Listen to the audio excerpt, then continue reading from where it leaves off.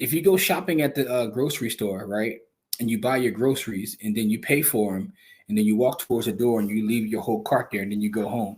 That's what you do when you buy your crypto on an exchange and you leave it on an exchange. You bought your groceries, you just left them at the market. So, for lack of a better term, stop leaving your groceries at the market.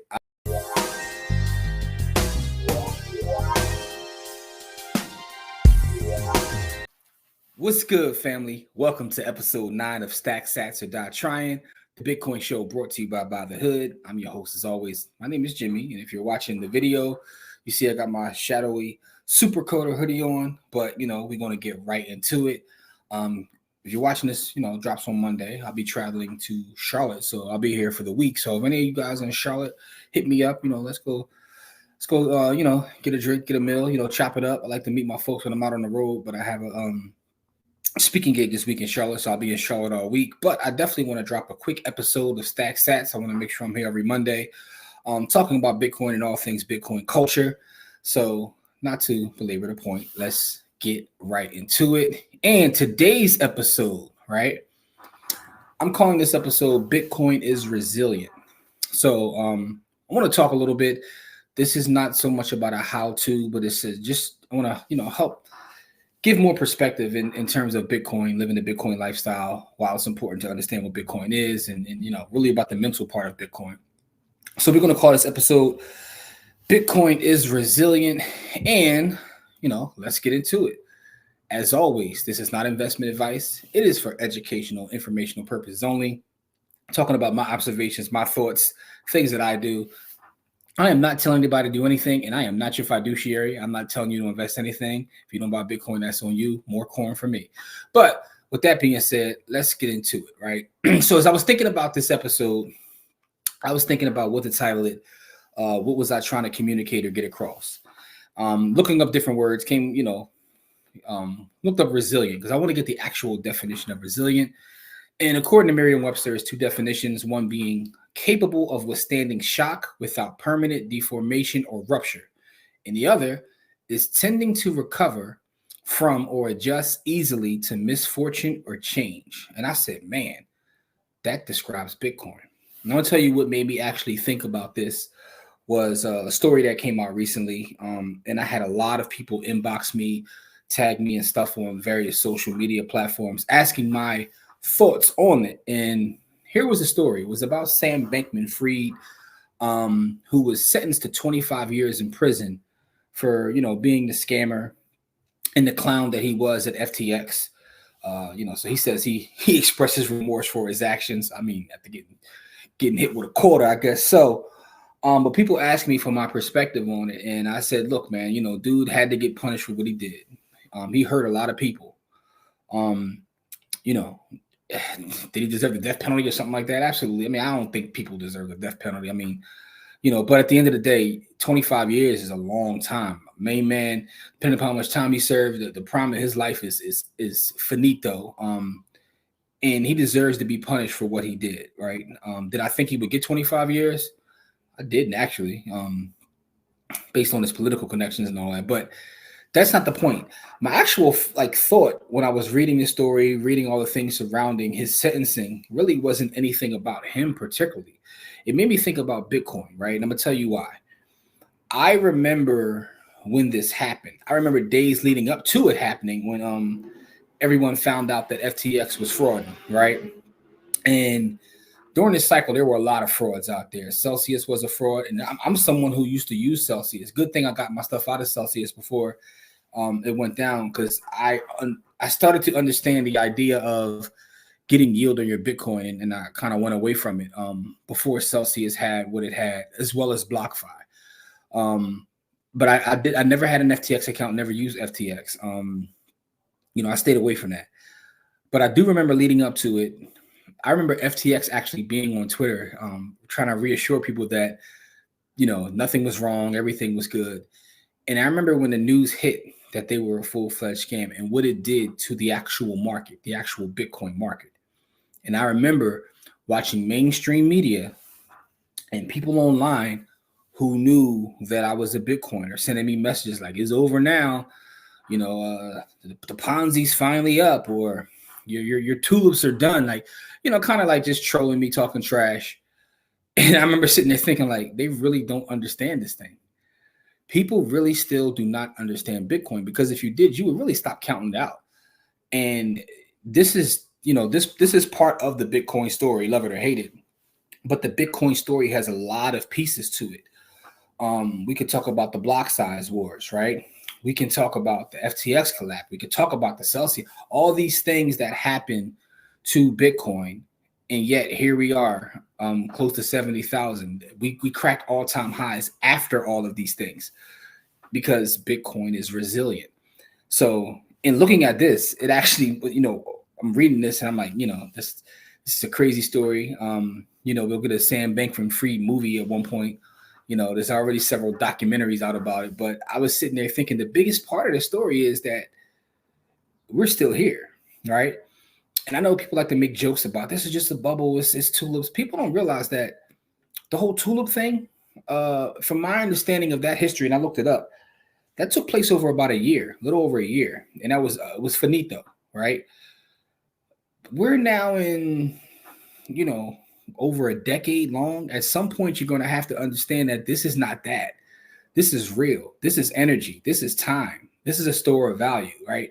So, I wanted to kind of talk about that. And this is the story that made me think about the fact that Bitcoin is resilient and understanding its resilience, right? So here's the other part about it. And this is a tweet that I saw from Ratchet Sony, who's a CFA, right? It was interesting. I look at a lot of his content, and it's interesting his perspective, because he's someone who comes from TradFi. For those who don't know what that means, that is traditional finance. Shout out to everybody who's listening to the audio version of this. So, I'll try to make sure I do a good job of explaining what I'm talking about, because I am going through one of my PowerPoint presentations. Initially just showed a slide of Sam Bankman-Fried, but now I'm on another slide, which is a tweet from Ratchet Sony, who's a CFA, and his Twitter handle is Ratchet Sony Finance. Ratchet Sony Finance, so it's not really finance, but his tweet says, "Not your keys, not your coins." It's something that we tell people every day. And his point is, FTX clients who withdrew their Bitcoin did not lose any money due to the exchange collapse. No matter where you are in your Bitcoin journey, you need to get your Bitcoin off of exchanges. So Corey and I have been saying this for years. When we go around into the community and we're doing things live, we tell people, get your coins off the exchanges, right? Even the exchanges we love. I love Strike. I love Swan. Get your coins off the exchanges. Take self-custody, which will lead to another conversation. But I want you to take self-custody. You can use the hot wallets until you get a cold wallet. But if you're going to get into this space, get yourself a cold wallet. Using Blue Wallet or Trust Wallet or one of these things to initially get your journey started is fine. But once you get to about $1,000, man, you got to move that into cold storage. I know that's kind of low. Some people say, well, you got to wait till you get about $5,000 or $10,000. Once you get over above $1,000, get it off. You want to take custody, because that's one of the most powerful things about Bitcoin is the idea that you can have custody. Now, the thing about FTX, right, and all of these crashes of these various exchanges is the people that use their products in terms of their exchange to go in and out of crypto, they didn't lose anything when these exchanges collapsed. It's only the people who left their stuff on the exchange that get harmed. If you take your stuff off the exchange, put it into self-custody, when FTX finds out that, there's nothing for them to really rehypothecate or really use to do anything nefarious. So make sure you're taking self-custody.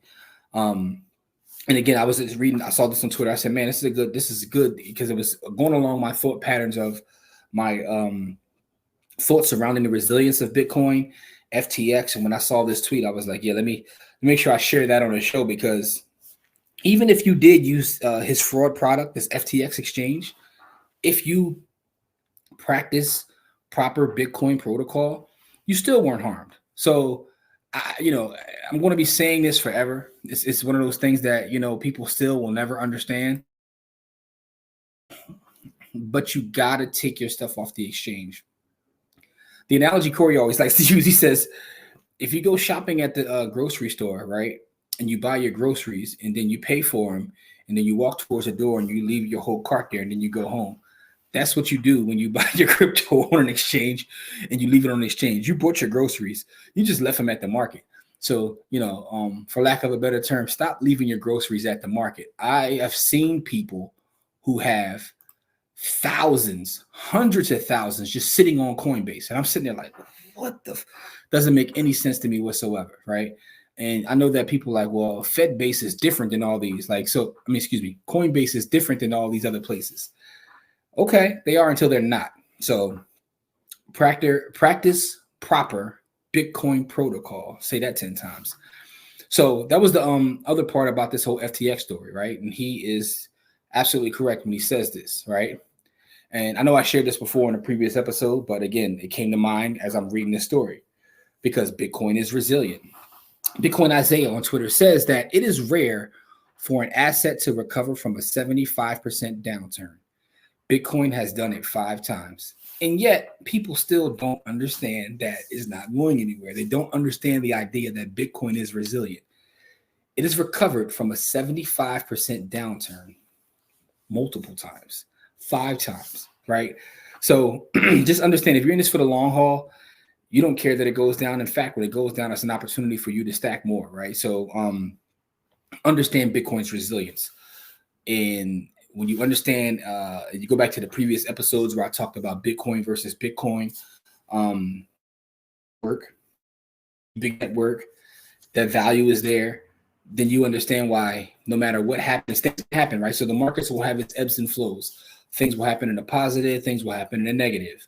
But when you take a step back and look at the long term, when you start to have a long-term point of view, your perspective changes, which allows you to live the Bitcoin lifestyle. That was the last episode. You know what I mean? I'm like building like an album. Like each episode is almost like a track on an album, man. This is my Stack Sats or Die Trying is my version of Only Built for Cuban Links. I'm like creating an album. I might sell these videos and audio as a mixtape or something when I'm done. And I'm bring back that piff so I can put like, my audio performance on there. But anyway, I digress. So why does this happen? Another tweet I saw by a gentleman known as the Bitcoin Specialist is what he calls himself on Twitter. I would read his @ name, but it sounds kind of sus. All right, it says his @ name is Banky the Tanky, right? For those that are watching the video, for those that are listening to the audio, that's the man's name. Don't blame me. But he calls himself the Bitcoin Specialist. But he had a tweet which I thought made sense in part of this conversation, which is why it is resilient, which is why it comes back. And he makes an analogy of Bitcoin being digital property. I always said Bitcoin is digital real estate, but I like what he said here. He said Bitcoin is digital property. There will only ever be 21 million acres. Demand will drive the price of each acre up forever. You owe no MX fees, property taxes, insurance on these acres. The acres are yours, secured by the strongest network on earth, owned by none but used by all. Right? No one owns the network, right? So the network is owned by us. It's the people's network. But he makes the analogy of Bitcoin being digital property. So when you look at it from that perspective and you realize there will only ever be 21 million acres, right?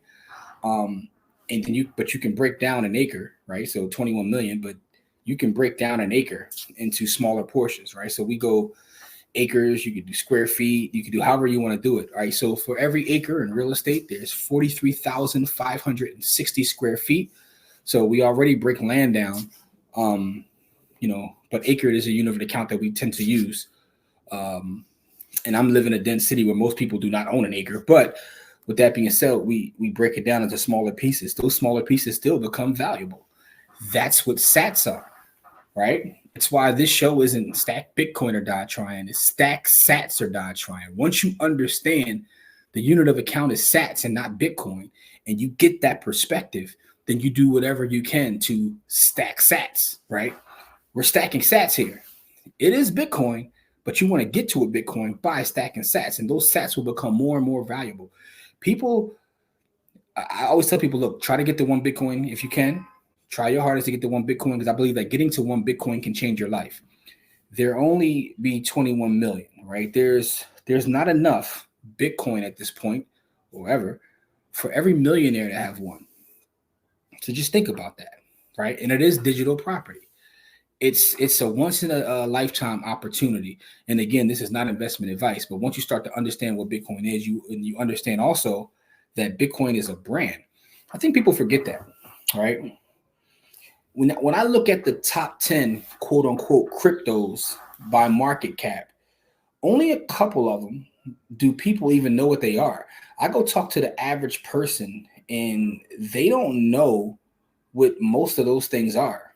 Even the stable coins, I go talk to the average person, they have never heard of USDT or USDC or, most people don't know what an XRP is, right?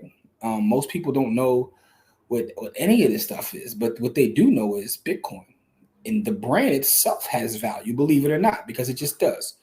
And if you don't understand the value of brands, if you go to our YouTube channel or if you're listening to the audio, we did a actual show about brand value on our regular Wednesday podcast a couple weeks ago. So brands do have value, and Bitcoin itself is a brand, but it's also digital property, like the Bitcoin specialist says. And in being digital property, it's scarce. See, one of the things that people don't understand about, there's a difference between land and real estate, right?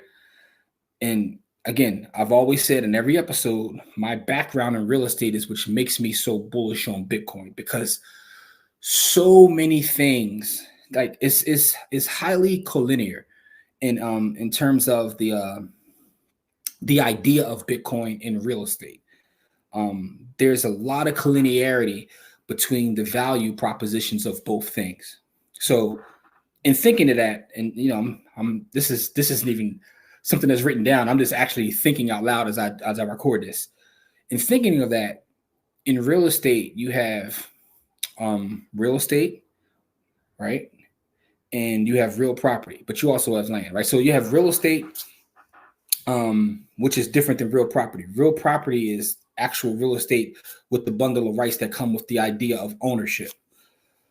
But you also have raw, and raw land is what's really scarce. So when people say buy real estate, they're not making anymore.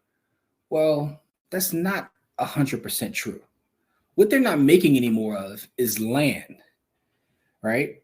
And again, my perspective as being a Philadelphian living in a dense city, you can make more real estate. If I go knock down my building and I build up taller, where now, we're talking about air rights, but also just building up taller to add more units, I've created more real estate. So I can create more real estate. What I can't create is the land. The land is the scarce asset, not the real estate. Those are two different things. So in thinking this logic through, land is where the value lies. It's one of the reasons that I believe in Georgism and the ideas and the principles put forth by Henry George. If you don't know what that is, just look up Henry George, look up Georgism and the idea of land value tax. I actually believe in that, because my perspective on it isn't one like, I know a lot of people who are Georgists believe that it's the most fair tax system, which I believe is true too. But I think just the idea or the thought that land is where the value lies is paramount when it comes to valuing real estate. And you're saying this is stack sats or dot trying, but just hear me out. I'm thinking this through, but there's a connection there, which is scarcity. Bitcoin is digital scarcity. Land is physical scarcity. So even the idea of gold, which people consider scarce, is it though? Because to me, it seems like anytime the price of gold goes up, they seemingly find more, right? I know someone right now who has a black man who owns a gold mine. And some people may know who I'm talking about. And they have hundreds of acres they still have to go through before they get all the gold there. And I'm like, well, how scarce really is gold, right? Now the land, they aren't necessarily making more land, but real estate itself, I can always build up, right? Now, what can get in the way of me building up? Zoning and laws and things that I have no control over, right? Because again, central powers have that control. Now watch how I tie this back. With Bitcoin, there is no central power. There is no government of Bitcoin. There is no CEO of Bitcoin. I want to make a complaint to the Bitcoin office. Who am I going to go to, right? It's truly digital property that's one of a kind. I can't take, my 50 rental properties and just, go to another state by just memorizing words in my head, but my digital property, I can memorize 12 words and just walk around the earth with whatever value I want. So understand there is a difference, but I like this idea that the Bitcoin specialist is talking about digital property and using the analogy of 21 million acres, because it does make sense. Believe it or not, it does make sense. But also just think about that. Think about the idea of real estate versus land, right? Because land and it's real estate, where you have fixtures and everything that go on top of the raw land. Then you have the final value, which is real property, which comes with the bundle of rights, the rights to do nothing, the right to sell, lease, all those different things that come along with the bundle of rights. This isn't a real estate show, so I'm not getting into the bundle of rights of all that, but just understand that there's levels as it pertains to property. But the value is truly in the land, because land is the scarce asset, and value always tends to find its way into scarce commodities. Let's think about this for a second. What makes specific artists' artwork so valuable? It's the scarcity. There's only so many Picassos in the world, right? So it's the idea of scarcity is very important. It's one of the things that gives anything value, but I think it's the most important part. And then when you think about that and you understand that scarcity is what it is, there's nothing more scarce than Bitcoin. Because even when we talk about something such as gold, right, or even real estate, I can't tell you how many pieces of real estate exist in the world. And I know this for a fact because working in the valuation industry, I've talked to people in other countries who do real estate modeling and things. And one of the issues they have is all of the land isn't even identified or cataloged, right? There's nowhere I can go and I can log on and I can see how many ounces or pounds of gold are in the world right now. Think about this, because gold is interesting because we dig gold out the ground, we get it, and then we bury it again in hiding as the whole value. So it's kind of weird, right? But when you think about Bitcoin, I can go on the blockchain and see how much exists at any given time. That's what makes it the most scarce, because it's also verifiable. I can't verify land because all land isn't tagged. Now, most people watching this, including myself, live in places where you can go to your local assessor's office and you can see things that have been cataloged in terms of land, how many pieces of land, how many pieces of property are there, but it doesn't exist across the world like that. But you know what does exist across the world is when I go on the internet and I can be in Australia and I can see exactly how many Satoshis are available or exist right now. That's true scarcity. There's nothing more scarce than Bitcoin, which is what gives it the value, which is what makes it resilient to all of these ups and downs, because value will always chase scarcity. So hope that made sense, my little rant. And again, it wasn't pre-planned. I just, I was reading this, and in reading this, it just brought some thoughts to mind I'm going to share with you guys in real time. So the last thing I want to say before I get out of here is this. The last episode, I got a lot of great feedback about living the Bitcoin lifestyle, how I don't have bank accounts and I use it, put all my money in Bitcoin. I literally live off Bitcoin. And just looking through, because I am someone who believes in budgeting, right? I know you see a lot of people now who on TikTok and Instagram, and they hit you with you don't got a budget, just get more money, forget budgets. I believe in budgeting because I'm someone who believes in data. I believe in tracking. I believe in, trying to practice discipline and practice good habits.